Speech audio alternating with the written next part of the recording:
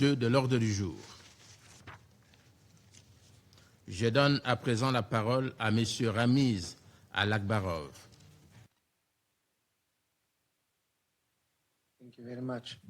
Merci, Monsieur le Président. Monsieur le Président, Mesdames et Messieurs les membres du Conseil, j'interviens aujourd'hui alors que la situation en Cisjordanie se détériore très rapidement, comme nous l'avons vu. Cette situation est exacerbée par des conditions alarmantes dans le reste des territoires palestiniens occupés, qui se caractérisent par une escalade qui est fort probable, à moins que nous n'inversions la tendance. J'aimerais tout d'abord commencer en disant que le plan visant à mettre fin au conflit à Gaza et la résolution du Conseil 2803 doivent être pleinement mis en œuvre. Il s'agit notamment du désarmement du Hamas et des groupes armés, du retrait des forces de défense israéliennes de Gaza, du déploiement d'une force de stabilisation internationale et du transfert des responsabilités de gouvernance au Comité national pour l'administration de Gaza. Plus tôt ce mois-ci, je me suis rendue à Gaza pour évaluer les conditions humanitaires et les progrès en matière de relèvement. La situation s'est relativement améliorée, mais les progrès sont trop lents. Cette dernière semaine, il y a eu des progrès quant à l'évacuation des débris de certaines zones clés et la coordination de l'arrivée d'équipements d'assainissement.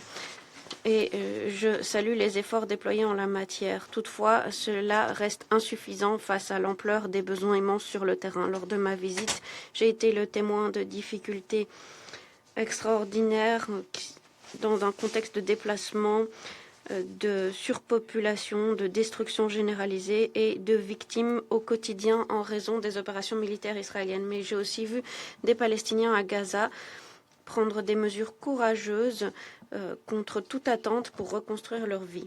Les travailleurs du secteur de la santé continuent de traiter des patients dans des conditions inimaginables. Les organisations communautaires aident les familles déplacées à obtenir logement, éducation, services de soins de santé. Les acteurs locaux tentent de rétablir les services de base en coordination avec les agences de l'ONU et les partenaires humanitaires.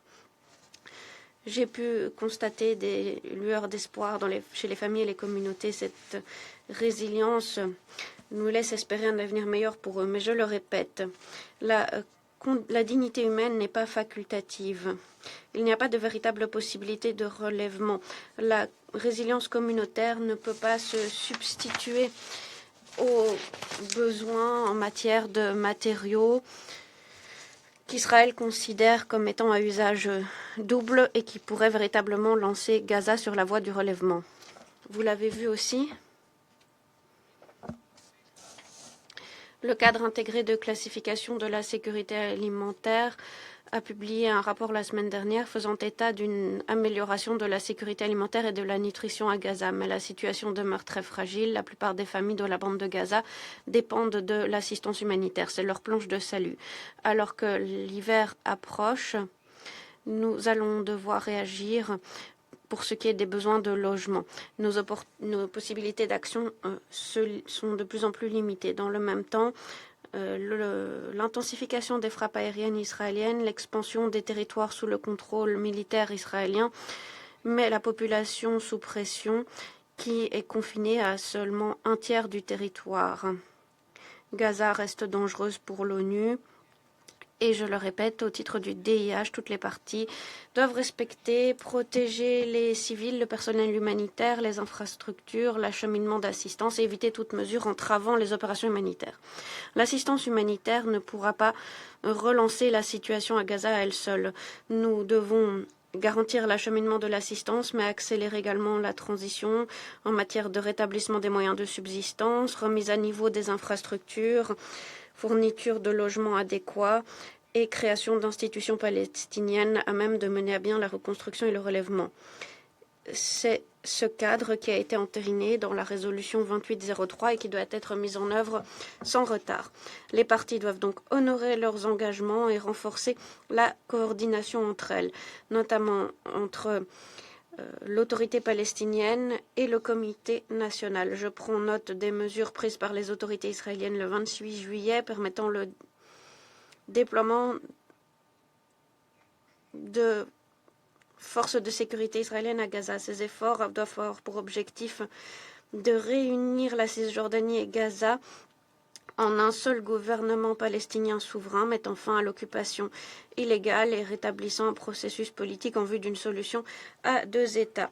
Les préoccupations sécuritaires légitimes d'Israël doivent être prises en compte. Je suis encouragée par la réunion de l'Alliance mondiale à Rome ainsi que par la deuxième réunion du groupe des bailleurs de fonds à Bruxelles le 13 juillet auquel j'ai participé avec les collègues de l'ONU. La réunion a été coprésidée par l'Union européenne, l'autorité palestinienne avec un véritable consensus en faveur d'une coordination et de la mise en œuvre de la résolution 2803. Monsieur le Président, construire un avenir pérenne pour Gaza ne sera pas possible si l'autorité palestinienne est au bord de l'effondrement ou si l'on ne tient pas compte des dynamiques dangereuses en Cisjordanie. Cette dernière semaine, l'escalade des violences en Cisjordanie a fait des victimes civiles, a entraîné le déplacement, la destruction de propriétés et un sentiment d'insécurité croissant parmi les communautés concernées. Les attaques de colons israéliens contre les communautés palestiniennes, contre les lieux de culte, les infrastructures civiles, perdurent à des niveaux alarmants. Les attaques des Palestiniens ciblant les Israéliens ont aussi fait des victimes et entraîné des dégâts à des propriétés. Le 23 juillet, 2 Palestiniens, y compris un enfant, ont été tués dans le cadre de confrontations avec des colons israéliens suite à la destruction de terres agricoles au sud-est de Nablus. Le jour suivant, des incidents violents dans des communautés palestiniennes au sud-ouest de Nablus ont entraîné la mort de 4 Palestiniens, de 2 Israéliens, avec plusieurs blessés et de vastes dégâts pour les propriétés palestiniennes. J'exhorte Israël à prendre des mesures immédiates pour mettre fin à ces violences des colons, à protéger les communauté palestinienne et à s'assurer que les auteurs rendent des comptes. Les Palestiniens doivent rejeter les violences, l'incitation aux violences et prendre toutes les mesures nécessaires pour éviter les attaques contre les Israéliens.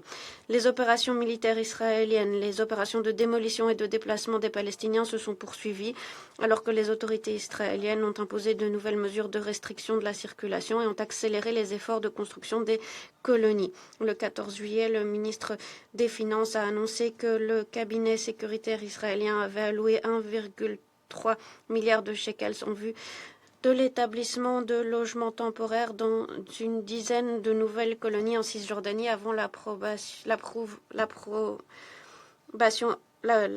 l'adoption officielle de plans israéliens en matière de colonisation.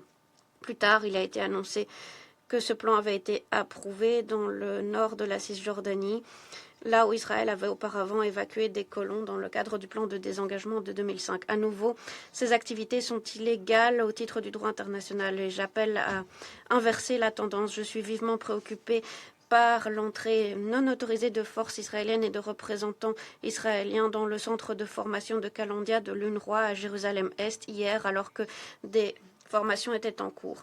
Les sites de l'ONU doivent être inviolables et à l'abri de toute interférence. La situation budgétaire de l'autorité palestinienne demeure difficile alors qu'Israël continue de ne pas verser certaines recettes.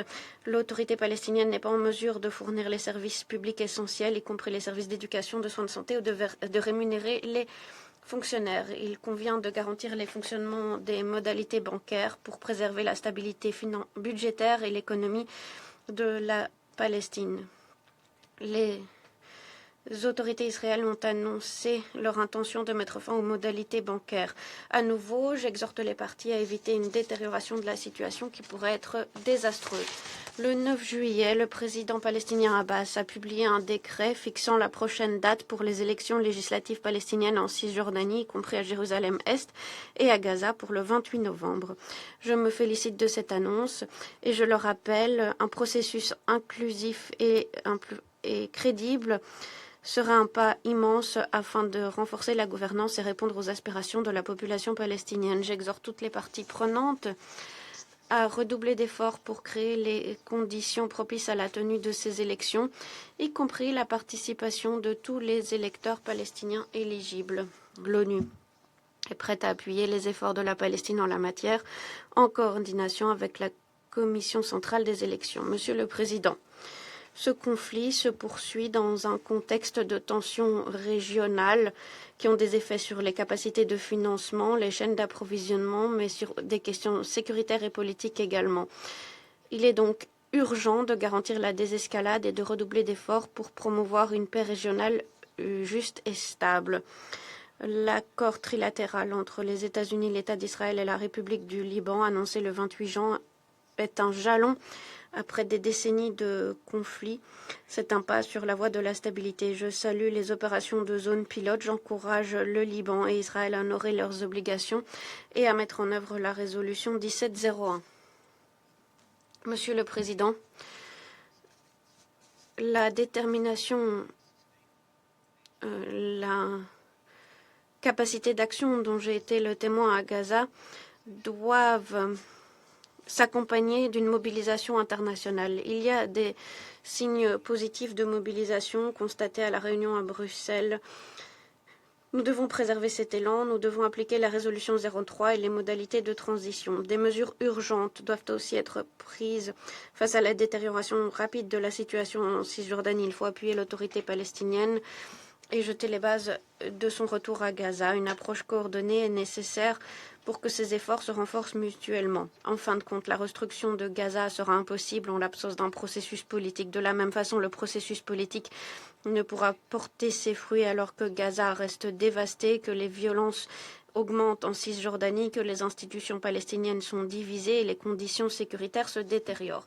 J'exhorte le Conseil à s'exprimer à l'unisson et à faire montre d'autorité pour que ces résolutions donnent lieu à de véritables actions sur le terrain.